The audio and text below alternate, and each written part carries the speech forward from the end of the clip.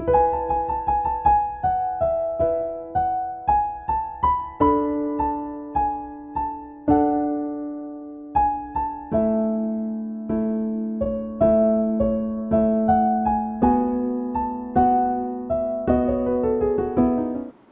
nome do Pai, do Filho e do Espírito Santo. Amém. Meus irmãos e irmãs, misericórdia e paz. Hoje é segunda-feira, 14 de dezembro. Nós tivemos um pequeno probleminha ontem com a mensagem de domingo, terceiro domingo do Advento, mas já estamos com a nossa terceira vela da coroa do Advento acesa. Ontem nós celebrávamos o domingo do Alegrai-vos, o domingo da alegria, porque o Senhor está para chegar. Está mais perto o Natal do Senhor. E todo aquele itinerário que nós estamos fazendo dos diálogos de Deus misericordioso com a alma, porque como nós lembramos, próprio do Advento, Ele virá para salvar-nos dos nossos pecados. As passagens que nós estamos utilizando na mensagem de misericórdia são os diversos diálogos que Deus trava com a alma para que a alma chegue ao estado de perfeição, de santidade. Se Deus quiser, até o dia do Natal de Jesus, nós veremos todo o diálogo de Deus com as almas. Nós já vimos o diálogo do Deus misericordioso com a alma sofredora, com a alma em desespero, com a alma em pecado. E hoje nós vamos iniciar o diálogo do Deus misericordioso com a alma sofredora. Parágrafo 1487. E Jesus diz o seguinte: alma, vejo que estás sofrendo muito. Vejo que não tens força nem sequer para falar comigo. Eis que eu mesmo falarei contigo. Ainda que os teus sofrimentos sejam os maiores, não percas a tranquilidade de espírito, nem te abandones ao desânimo. No entanto, diz para mim, minha filha, quem ousou ferir o teu coração?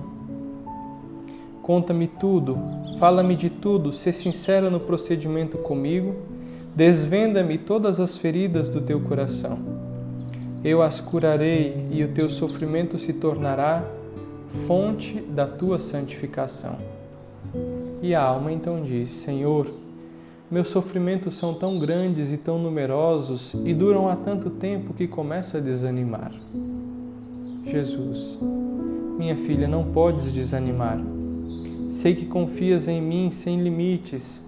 Sei que conheces a minha bondade e a minha misericórdia. Então talvez possamos conversar detalhadamente sobre tudo o que aflige o teu coração. E a alma então diz: tenho tantas coisas para vos dizer que não sei do que falar primeiro, nem como expressar tudo isso. Novamente Jesus fala: fala comigo com simplicidade, como entre amigos. Então, conta-me, minha filha, o que te detém no caminho da santidade? E a alma diz: a falta de saúde me detém no caminho da santidade. Não posso cumprir as obrigações, sou a própria inutilidade. Não posso mortificar-me, jejuar rigorosamente como faziam os santos.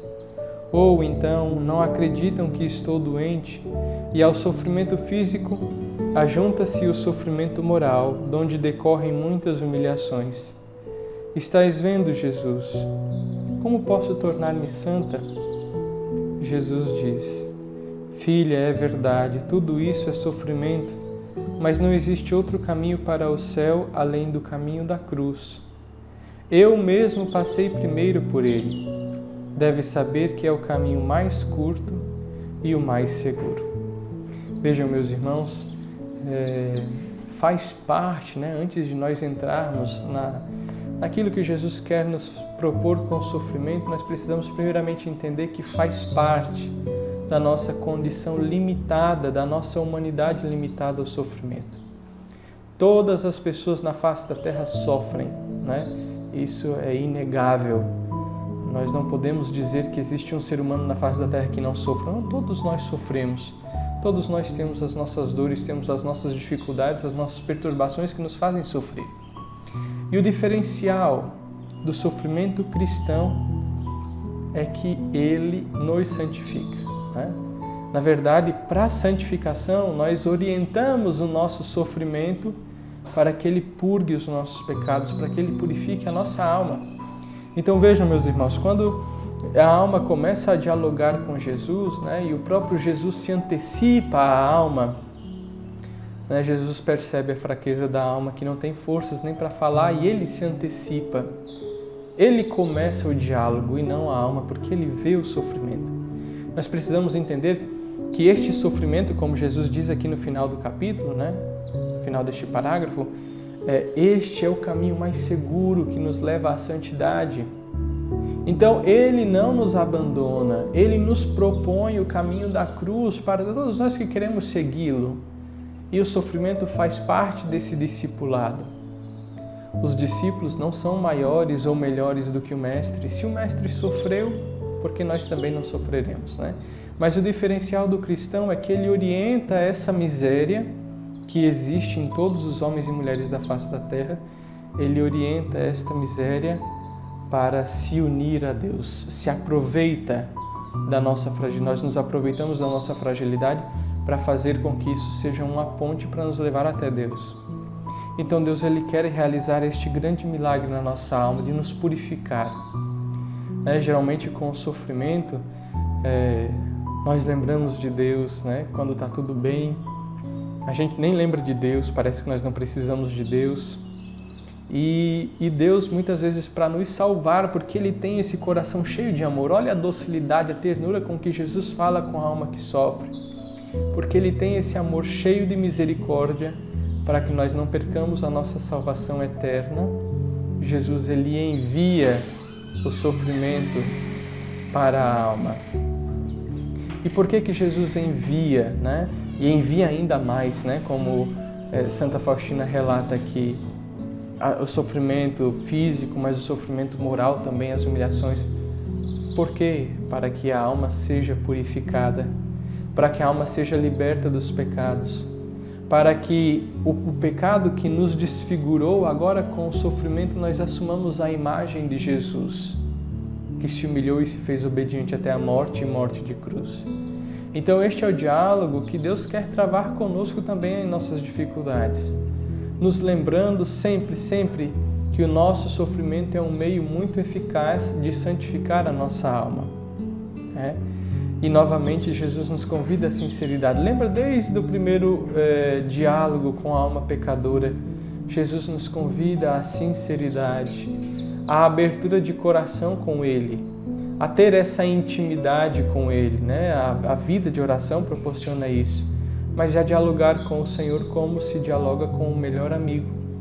Então Jesus quer também nos convidar à vida de oração, porque a vida de oração é o que nos fortalece para carregarmos a nossa cruz e, sobretudo, para entendermos que Ele está nos amando, que Ele está nos purificando, que Ele está nos santificando, porque Ele mesmo diz que é o caminho mais seguro. Então peçamos, meus irmãos, peçamos a Deus a graça de sabermos viver os nossos sofrimentos, de sabermos viver os nossos padecimentos, as adversidades, as contrariedades, as privações, de sabermos viver tudo unidos a Jesus, para que tudo aquilo que vai acontecer de bom ou de ruim seja para a maior honra e glória de Deus, para a santificação da nossa alma e para reparar o coração de Deus tão amoroso que é ferido pelos nossos pecados. Então, nesta segunda-feira, vamos pedir que Deus nos conceda uma sincera conversão do nosso coração. Nosso coração seja preparado desde já para recebê-lo no dia do Natal. Que Ele possa fixar morada em nossos corações e fazer com que o Seu Santíssimo Nome ressoe em nossas almas. Jesus, né? Ele vai salvar o Seu povo dos seus pecados. Salva-nos, Senhor. Cura-nos, Senhor. Liberta-nos, Senhor. Ó sangue e água, que jorrastes do coração de Jesus como fonte de misericórdia para nós, eu confio em vós. Jesus, eu confio em vós. Fiquemos com Deus, meus irmãos, e nos encontramos amanhã. Um forte abraço e até amanhã.